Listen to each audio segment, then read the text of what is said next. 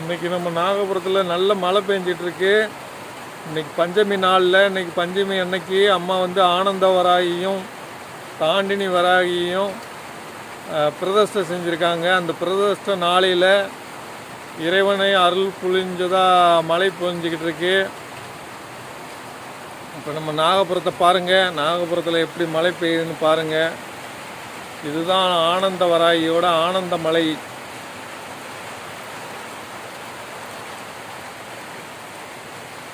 நம்ம நாகம்மாள் கோவிலை பாருங்கள்.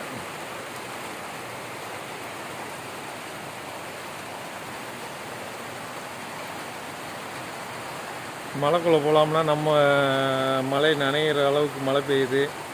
சரி, உங்களுக்காக போய் வீடியோ எடுக்கலாம், வாங்க போகலாம். பாருங்கள், இந்த நல்ல நாளையில் ரொம்ப அருமையான ஒரு சந்தோஷம். ஏன்னா இறைவனோட ஆசீர்வாதம் எப்படி கிடைக்கும்னா இப்படி தான் கிடைக்கும்.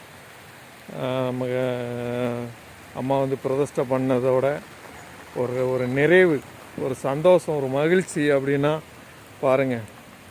எங்கள் ஆனந்த வராகியை பாருங்கள்.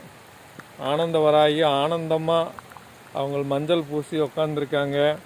நிறையா மக்களுக்கு மங்களங்களை அள்ளி கொடுக்க உக்காந்துருக்காங்க. கேட்டவருக்கு கேட்ட வரத்தை அள்ளி கொடுக்க உக்காந்துருக்காங்க.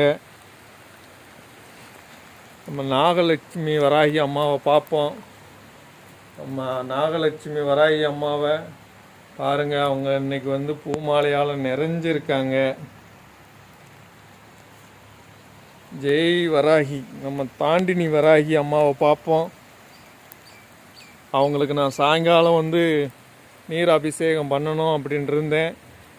நீ என்னப்பா பண்ணுறது, இறைவனே நான் தான் அப்படின்னு இயற்கை மூலியமாக அவங்க வந்து வானத்திலிருந்து மழை பொழிய வச்சு அவங்களுக்கான அபிஷேகத்தை அவங்க ஏற்றுக்கிட்டாங்க.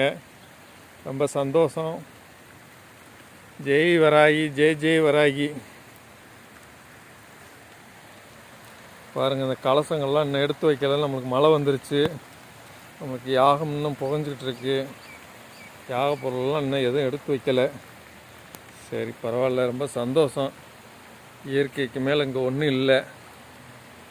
ஜெய் வராகி, ஜெய் ஜெய் வராகி. அம்மாவுக்காக வீடியோ போடுறேன்.